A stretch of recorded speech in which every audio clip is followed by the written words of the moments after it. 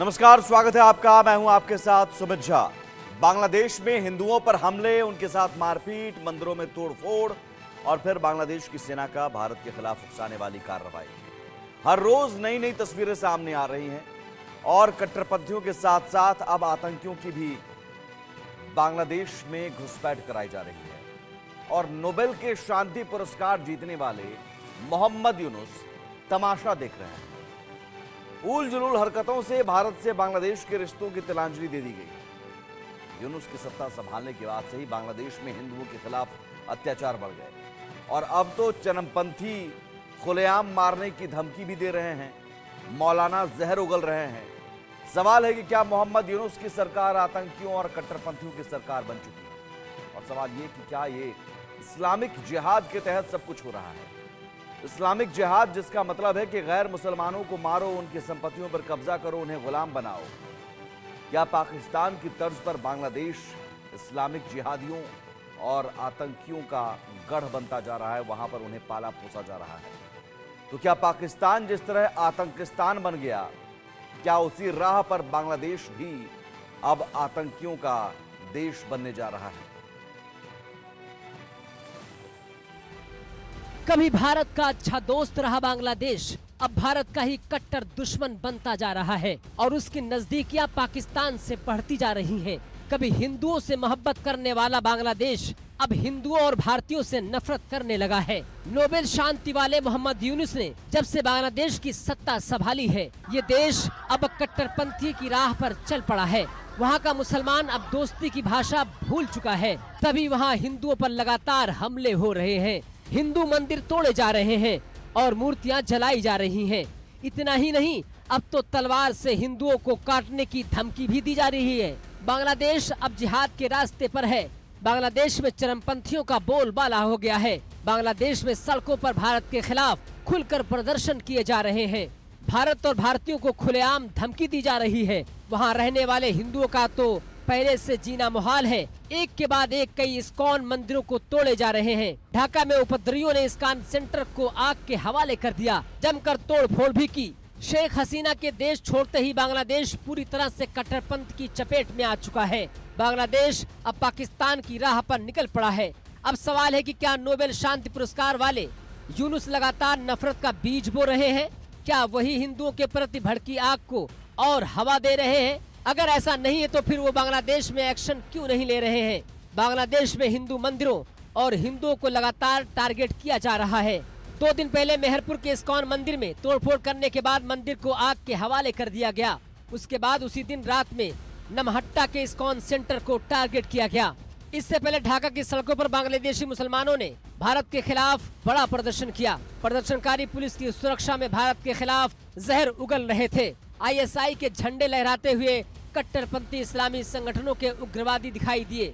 आतंकी संगठन का झंडा हाथ में होने के बावजूद पुलिस इन उपद्रवियों की सुरक्षा कर रही थी। इन उग्रवादियों ने भारत पर हमला करने और भारतीय नागरिकों की हत्या करने की कसम खाई। इस बीच भारत और बांग्लादेश के बीच होने वाली बीटिंग रिट्रीट भी रोक दी गई है। शेख हसीना के राज में नरम रहने वाला मुसलमान अब गर्म हो चुका है। उसे अब दोस्ती का लिहाज भी नहीं।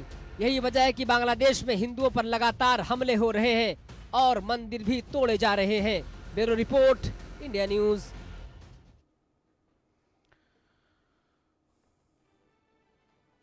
तो बांग्लादेश में लगातार हो रहे हिंदुओं पर अत्याचार के विरोध में भारत में भी लगातार प्रदर्शन कर रहे हैं लोग सड़कों पर उतरे हुए हैं और गुस्सा है, आक्रोश है मोहम्मद यूनुस की सरकार के खिलाफ कि आखिर वहां कट्टरपंथियों को कैसे छूट दी गई है।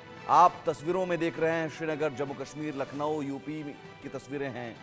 नोएडा में, कोलकाता में प्रदर्शन हो रहा है और सबसे बड़ी बात कि इसमें भारत के मुसलमान भी हैं। जो इस्लामिक जिहाद की एक सोच है, उस सोच को नहीं मानने वाले मुसलमान भी हैं भारत के, जो इस प्रदर्शन में शामिल हैं और हिंदुओं पर हो रहे अत्याचार के खिलाफ अपनी आवाज उठा रहे हैं। दरअसल मैं इस्लामिक जिहाद बार बार कह रहा हूं। इस्लामिक जो विचारधारा, जो बहिष्कारवादी या अतिवादी विचारधारा है, उस विचारधारा का उदाहरण खुद तुलसी गबार्ड उन्होंने दिया था, जो डायरेक्टर ऑफ अमेरिकी इंटेलिजेंस बनाई गई हैं अभी डोनाल्ड ट्रंप सरकार में। अमेरिकी खुफिया तंत्र में सर्वोच्च पद तक पहुंचने वाली पहली हिंदू अमेरिकी बन गई है। 43 वर्षीय तुलसी पॉलिटिक्स और आम लोगों के बीच एक जाना माना नाम है। दरअसल तुलसी गबार्ड ने साल 2021 में अमेरिकी कांग्रेस में बांग्लादेश में हिंदुओं पर हो रहे अत्याचार के खिलाफ प्रस्ताव लाया था। उस वक्त उन्होंने एक वीडियो संदेश जारी कर हिंदुओं पर हमले को लेकर आवाज उठाई थी, साथ ही इस्लामिक जिहाद को लेकर विश्व को आगाह किया था। वही बयान इन दिनों जो है सोशल मीडिया पर वायरल हो रहा है। ऐसे में बांग्लादेश में हिंदुओं पर हो रहे अत्याचार के बीच जरूरी है एक बार फिर से ये बयान सुनना और समझना कि बांग्लादेश में जो कुछ हो रहा है वो दरअसल इस्लामिक जिहाद का एक हिस्सा है।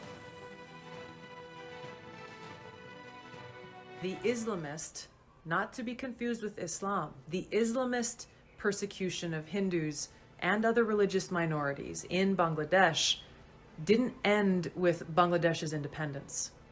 That campaign continues to this day with horrific targeted attacks, murders, homes being burned down, and families who continue to be forced to flee.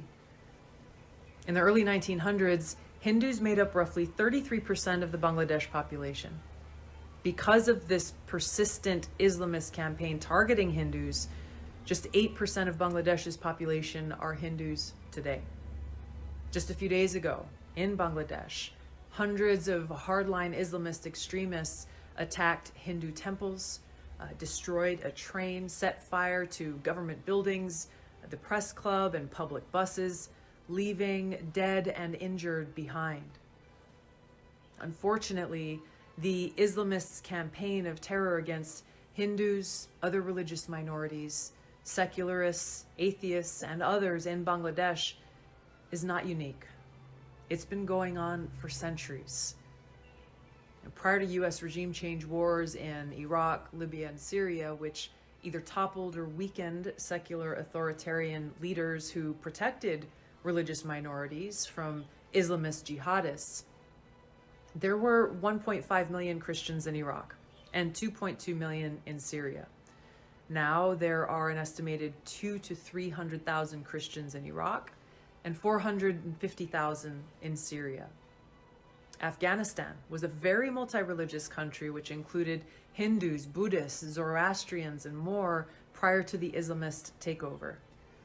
Today, it is estimated there are around 1,000 Hindus who remain. Religious minorities make up less than 1% of Afghanistan's population.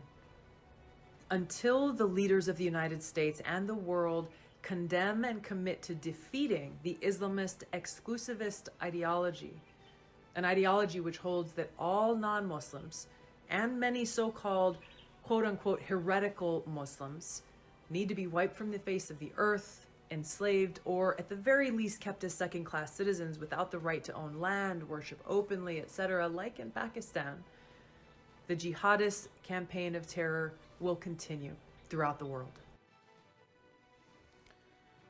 तो अप्रैल 2021 का ये बयान है, लेकिन आज के दौर में मौजूदा स्थिति में ये बयान मौजूद है और इसे आप सुनकर ये समझ सकते हैं कि तुलसी गबार्ड ने जो बात कही थी उस वक्त भी बांग्लादेश में हिंदुओं पर हमला हुआ था 2021 में, और तब उन्होंने बांग्लादेश में हिंदुओं पर अत्याचार के खिलाफ प्रस्ताव लाया था अमेरिकी संसद में और ये वीडियो संदेश जारी किया था। और उस वक्त उन्होंने कहा था कि ये जिहादी अभियान है और ये तब तक जारी रहेगा जब तक कि जो इस्लामिक सोच है, जो विचारधारा है कि गैर मुसलमानों को मार दो, गुलाम बना लो, उन्हें इस धरती पर रहने का हक नहीं है। और ये सभी देशों में उन्होंने लीबिया का, इराक का, सीरिया का उदाहरण दिया कि जहां पर जो गैर मुस्लिम थे, क्रिश्चियन थे, वो धीरे धीरे कम होते चले गए, बांग्लादेश में कम होते चले गए। सवाल यही है कि इस्लामिक